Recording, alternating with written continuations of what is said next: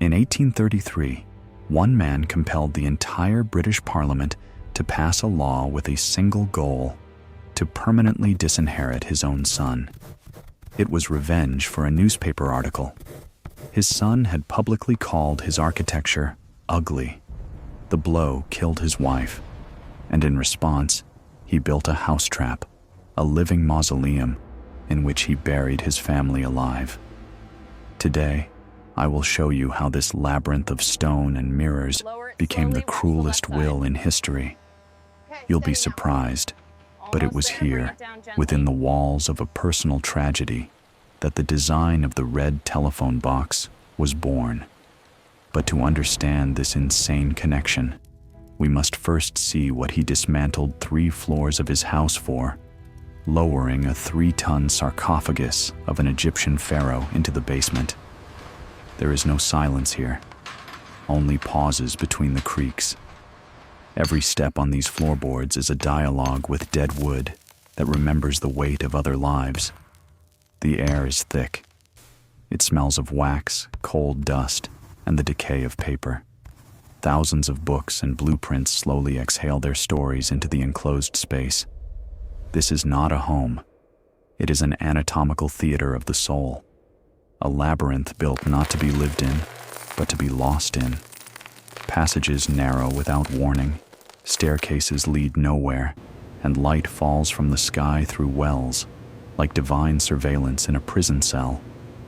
Every turn is a trap for the eye. Every room, a new chapter in a story of obsession. And they are everywhere. 118 convex eyes of glass and mercury, mirrors. They do not reflect. They judge. They pull the space into themselves, distorting it, shattering it into fragments. In their murky depths, you are not a guest. You are an exhibit, captured and dissected. Your reflection multiplies, contorts, loses its integrity. This is an architecture designed to make you doubt your own reality. To remind you, there is only one creator here, and you have entered his world uninvited. The walls breathe the cold of 1,000 artifacts. Roman urns, holding the ashes of forgotten legionaries, stand next to Gothic fragments mourning fallen gods. This is not a collection. It is an army of ghosts, summoned by one man to wage an eternal war against his greatest enemy, oblivion. Every object here is a brick in the wall shielding its creator from the void of mortality. But to feel the stone heart of this place, you must descend, downwards, down a narrow staircase into the crypt, where the air grows denser and the light becomes stolen. Here, into the basement of a London house, the sarcophagus of an Egyptian pharaoh was brought, a 3-ton monolith of alabaster, bought in defiance of everyone. It stands here, in the gloom, like an altar in a temple of vanity. It was installed by dismantling the floors of 3 stories, an act of engineering madness in the name of a single goal, to prove that the will of one man can crush the laws of physics and logic. It is here, in the cold of the tomb, that the question takes shape. What is this place? The showcase of a genius who managed to contain the entire history of the world within 3 cramped houses, or the most expensive and elaborate tomb in human history, a tomb built by a man who buried his family alive within it. To understand this labyrinth of stone and light, one must first understand its ghost, the architect, the tyrant, the father, and the avenger, a man named Sir John Soane, Britain, 18th century. This world doesn't begin with architecture. It begins with mud, the sticky, all-pervading mud of London's streets, in which the boots of the poor and the wheels of carriages get stuck. Here, the smell of coal and poverty mixes with the scent of French perfume, and the clatter of hooves on cobblestones drowns out the quiet coughs of the dying in the basements. In this world, the line separating gold from filth is carved in stone. A name is given to you at birth, like a brand. Into this world, a boy was born, John Soane. Without an E at the end, the letter E is a privilege. His father was a bricklayer. This meant that for the boy, the world smelled of lime dust, and his future was predetermined by the weight of his father's hammer. His childhood was spent not in drawing rooms, but on construction sites, where under his fingernails was not dirt, but the cold grit of stone. He saw how the humiliating labor of his father gave birth to palaces for those who had never held a trowel. And what grew in him was not talent, it was rage. His first architectural project was the reconstruction of his own identity. He adds one aristocratic letter to his surname. Soane becomes Soane. This isn't just cosmetic, it is the demolition of an old foundation. He renounces his father, his origins, the smell of dust. He decided not just to escape the mud, he decided to pave his road to triumph with it. His chisel is his intellect. His hammer is his ruthlessness. And soon he finds his gold vein, not in the ground, but in the very heart of the empire, the Bank of England. In 1788, he receives a lifetime contract for its reconstruction. 45 years. This is not a job. It is a right to a treasury. His fee is 5% of all construction costs. Every column erected for the nation was cast in gold in his personal safe. In the first 20 years, he earned over £120,000, a fortune capable of buying a title. But money was just a tool. The main goal was power. He marries not for love, but for calculation. His wife brings him a dowry of £20,000. This is not family capital. These are the first, strongest columns in the foundation of his empire. He opens a studio, but his students are not apprentices. They are an army of nameless hands who draft his commercial projects for free while he lectures them on the greatness of Rome. He looks at the aristocracy not from below, but as a client who must pay on time. He does not bow. He issues invoices, and when the lords are slow to pay, the bricklayer's son sues them without hesitation. He uses the law as a chisel, chipping away pieces of their ancestral pride. Every case won is the sound of a hammer driving a nail into the coffin of the old world that rejected him. He doesn't just build buildings, he builds a fortress of money, connections, and reputation. Every shilling earned from humiliation, every lawsuit won, every student used, is another stone in the wall. A wall meant to forever shield him from the ghost of the boy with stone grit under his fingernails. The foundation of his future home on Lincoln's Inn Fields was laid long before the first brick. It was mixed with gold extracted from the heart of England, and with the cold, calculated anger of a man who vowed to build himself a new world on the bones of the old.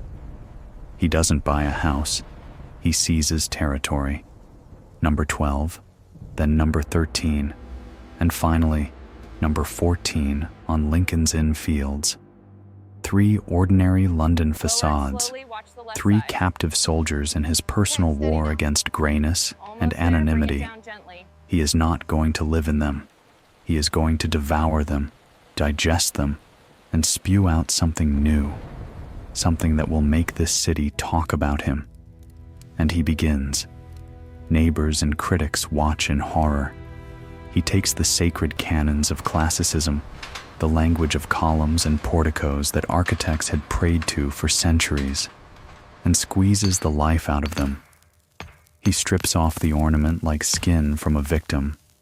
He slices off the capitals. He leaves a bare skeleton, the pure, cold geometry of lines cutting into the sky.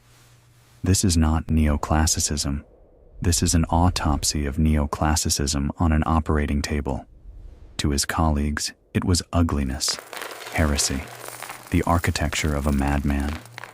For Soane, it was a manifesto, a three-dimensional rebuke to a world that valued only the ornate shell.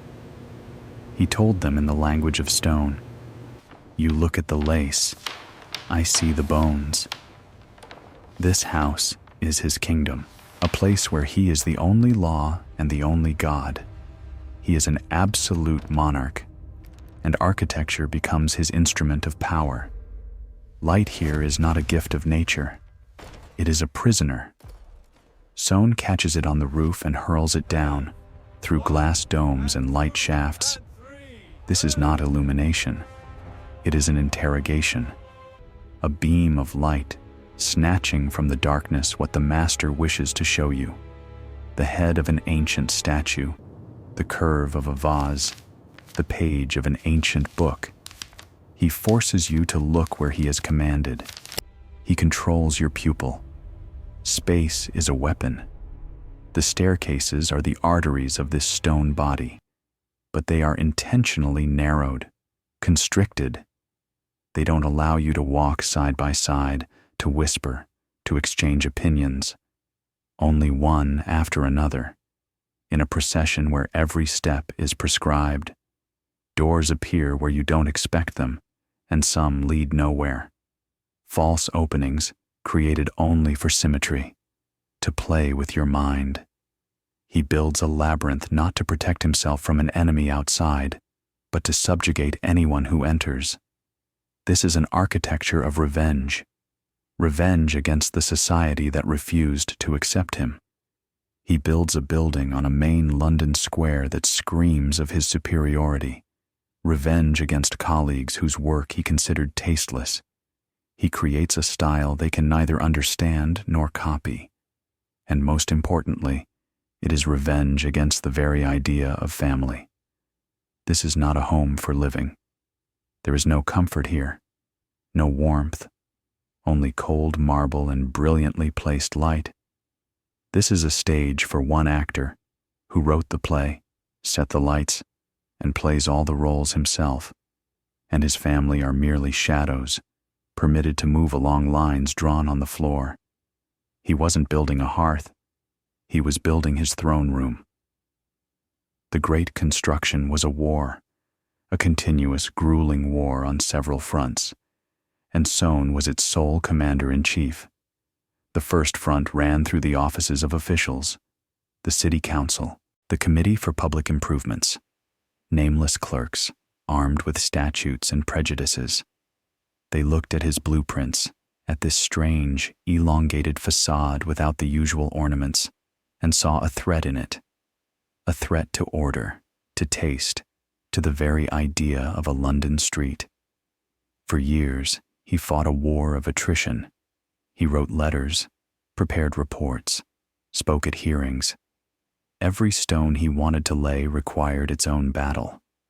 It was a war of nerves, a bureaucratic meat grinder, and he won because his will was harder than their ink. The second front was engineering, a war against gravity. In 1824, he buys the sarcophagus of Pharaoh Seti I, a 3-ton giant of translucent alabaster. The British Museum, the main custodian of the empire's treasures, refused to pay £2,000 for it. For them, it was an exorbitant price. For Soane, a challenge.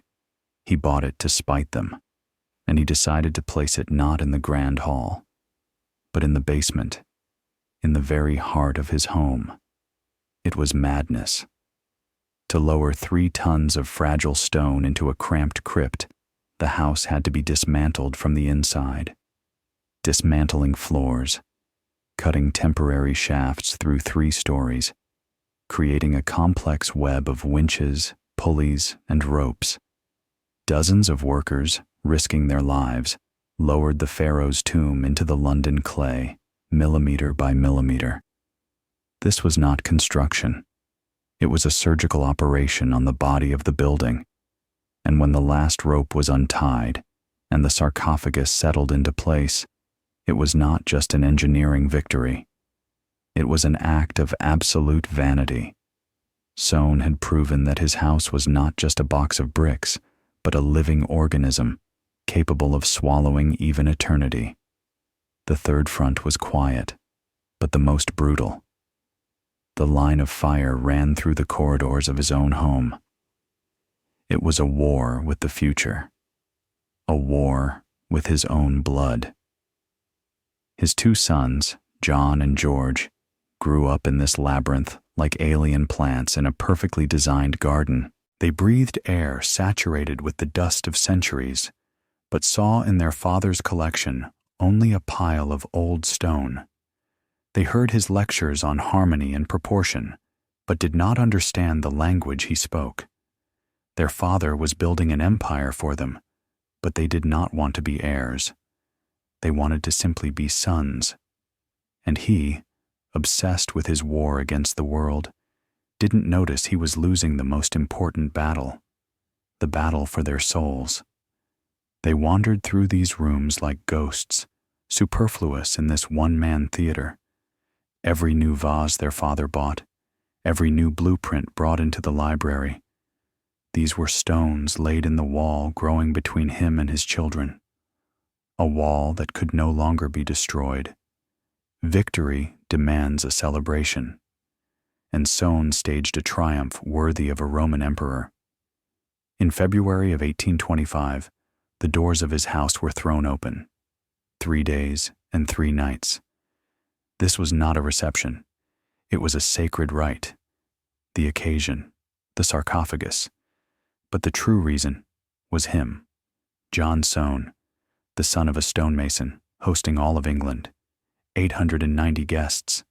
The artist William Turner, who saw light the same way Soane did.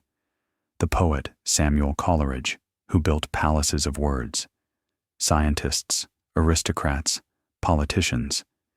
They all came to see a miracle. The tomb of a pharaoh in an architect's basement. The house was transformed. Hundreds of oil lamps and candles. Their light trembled, reflecting in dozens of mirrors, turning the rooms into an endless, shimmering labyrinth. Shadows danced on the walls, bringing dead gods and stone heroes to life.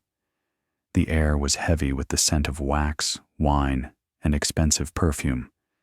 Music flowed from hidden rooms. The guests wandered, lost, mesmerized, as if they had stepped into a dream. They descended into the crypt. There, below, the sarcophagus was lit from within. The alabaster glowed with an otherworldly, honeyed light, and the hieroglyphs on its sides seemed alive. People whispered. It was like a ritual in a secret temple, a feast on the threshold of eternity, and at the center of it all was him, Soane, not a host, but a high priest. He wasn't enjoying himself. He was conducting. Every detail was under his control. The temperature in the rooms, the placement of the candles, the routes of the guests. His gaze was everywhere. He watched over everything, like a despot who fears his perfect world will crack. He saw not faces, but reactions. He heard not compliments, but weighed them on the scales of his vanity. This was his theater, and he reveled in the power he held over his audience's emotions. And somewhere in the shadows of this celebration, his sons moved about, not as heirs, but as servants, part of the scenery. Their father had built this triumphal monument, but there was no place on it for their names. The house was full of great men, but there wasn't a drop of family warmth in it. A golden cage, stuffed to the brim, seemed the loneliest point in the universe. And then, when the last guest had left, when the servants had extinguished the last candles, and the house was plunged into darkness, silence fell. A ringing, deafening silence. And in that silence, it became clear what Sir John Soane had truly celebrated. He had celebrated the completion of the most exquisite, most expensive, and most solitary mausoleum in history.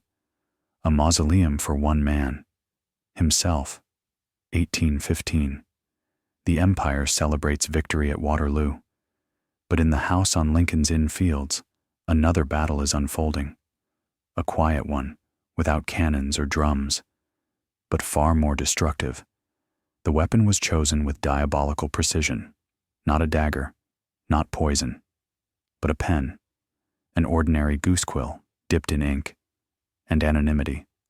The newspaper, the champion, a few columns of venomous text.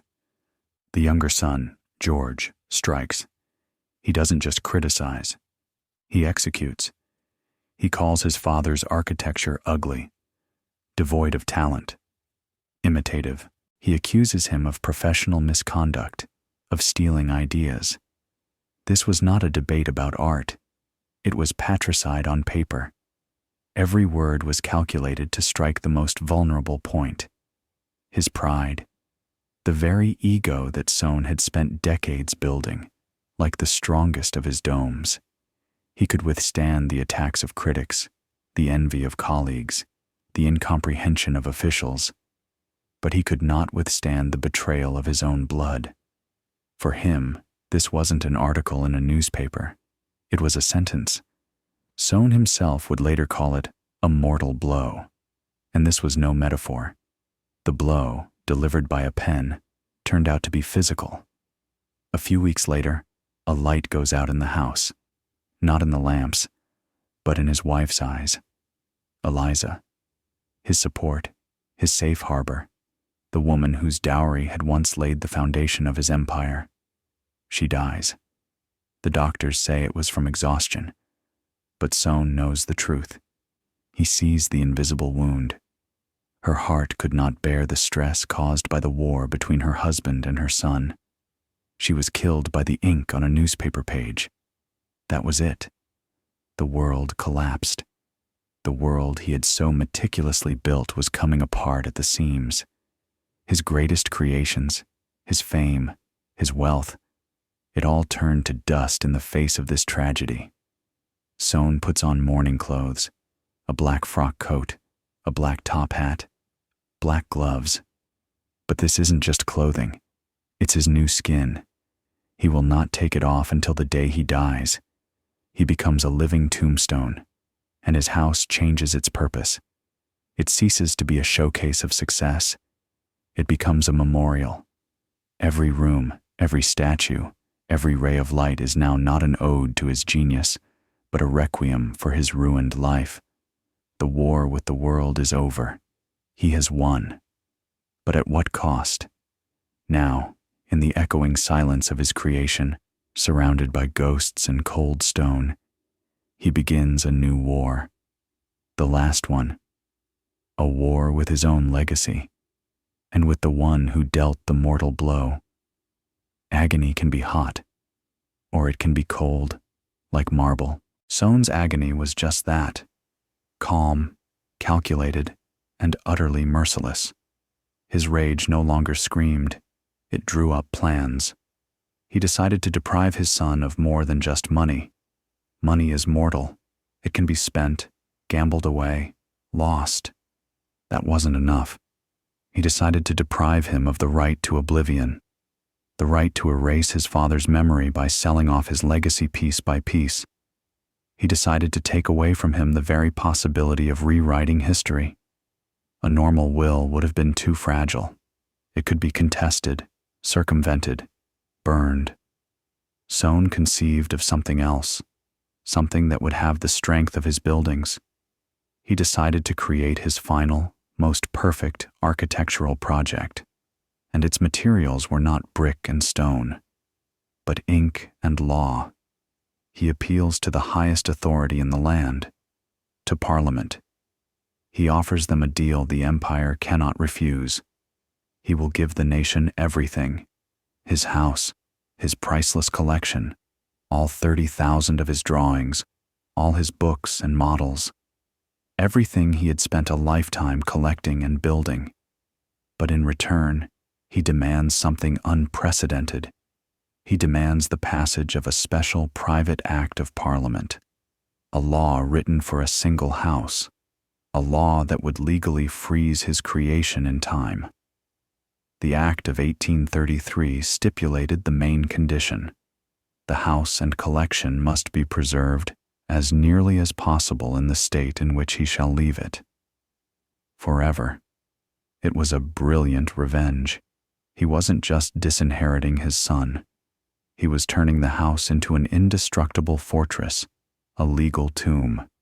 He was building a wall of clauses and articles, a wall that no lawyer, no judge could breach. George would not get a single shilling. He would not be able to sell a single vase, a single painting. He would be forced to live the rest of his days in the shadow of this house monument, which would bear his father's name and serve as an eternal reproach to his betrayal. The Act of Parliament was the final stroke. Soane turned his house into his immortal body. His flesh would decay, his bones would turn to dust, but his will, cemented into law, would live forever. He didn't just bequeath a museum to the nation. He embedded his own ego into the very legal system of Great Britain. He had won. He had found a way to outlive not only his son, but death itself. The stone won.